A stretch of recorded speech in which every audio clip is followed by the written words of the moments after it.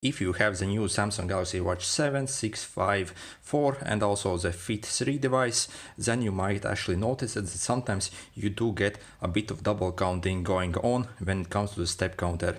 So basically both your watch and also your phone will count the steps separately. So basically if you forget to wear your watch but still you have your phone with you, your phone also will count the steps, and frequently they'll try to sync both of these steps together, and basically so you won't miss any steps. However, really this system is broken. If you actually wear your watch 24/7, there shouldn't really be added any more steps here. However, you can test this yourself. Simply place both of the device in airplane mode, walk for some time with this watch, and then take it out of airplane mode. You will see that you actually get added a lot of steps from the phone to the watch. So this is completely broken, and Samsung is not fixing this for several years already. Okay, let me show you how to actually fix this and disable the step counting tracking on the phone itself. So you can click on your steps when you open the Samsung Health app. So when you are at this screen basically, then click these three dots and click select step data to show. So if Samsung wasn't completely crazy, there should be a third option to only count steps for the watch, but they don't add such function.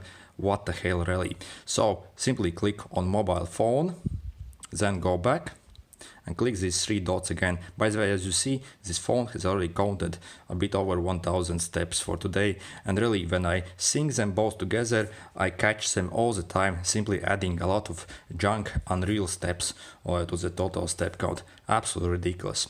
Anyway, click these three dots again now and click pause step counting. So this will basically pause the step counting on the phone itself. Then again we can click these three dots and click select step data to show, and again click all steps. And again in this mode basically we actually managed to pause the step count tracking on the phone, and only the watch will only record any steps. So if you walk with your phone only, it won't record any steps, and this pretty much fixes the whole issue.